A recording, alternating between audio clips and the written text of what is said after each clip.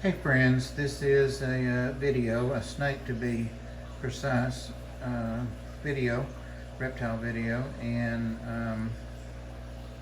I'm about to, this was just a makeshift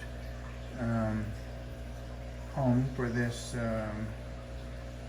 African brown house snake that I picked up yesterday at after Repticon at a reptile store called Reptile Shack that Ed was kind enough, Chattanooga Ed was kind enough to stop in with me afterward. He was such a delight all day long and found something to amuse himself with and to buy. And you know, when you have fish and you go to a shop and the person you go with is ready to go when you get there, Ed wasn't like that at all with the Repticon, and just that he went meant so much to me. But I believe he had a good time. He said he did, and he found some things, some really cool things for himself there. But we stopped at the Reptile Shack, among some other places on the way back.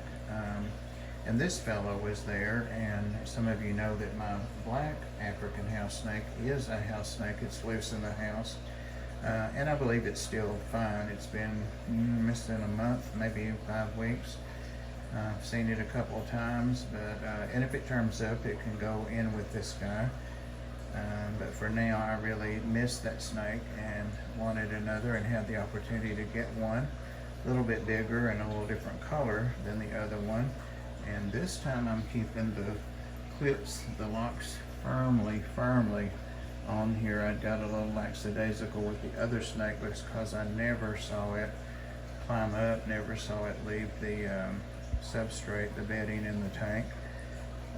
So I definitely am keeping this one locked, but I'm going to go ahead and feed this guy in a little bit. I'm also going to add some soil, and soil that has no chemicals or fertilizer or anything, just plain soil, potting soil in here. And I think what I'm going to do is have this stuff be in the middle.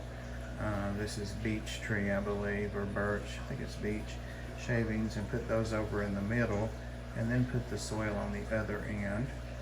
These guys love to burrow, and while it can in here, they really like to make burrows, and they love to be underground. And big bowl of water there, and a lot of that's for soaking. Even though they're accustomed to being in arid conditions, they do love to soak in water. And some of the literature says they're semi-aquatic. So I'm going to give him that. Some plants are going to go in here, probably potted for now. Some rocks and some sticks, and you know, the usual stuff to crawl around on. So this is Hank. My other snake is named Big Tank Hank, who is Garrick, one of our fish tube brothers. And when I was on his guest one night a couple months ago, I was looking for a name for the other house snake, and I named it Big Tank Hank. So this will be Hank 2, T-O-O, not T-W-O. So I'll have 2 Hanks, I hope. I hope I do find the other one and am able to recover it. I watch for it, and I do periodic searches as I know that it moves about. So yeah, just a kind of an introduction. And Hank, by the way, this Hank is a female, and I can tell that by the markings and some other features that make it easy to sex. So it's watching me, it's keeping an eye on me. And I started the video, it was over here where I had been doing some quick things on Facebook and a couple of the other platforms, and just before I started this. And I'm also going to be working with my new red-sided skink, and finishing up the enclosure for him, and also an enclosure for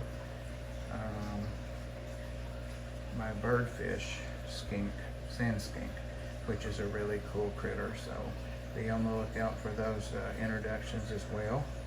And you can't really see her, so I will go ahead and end this up, try to get a thumbnail.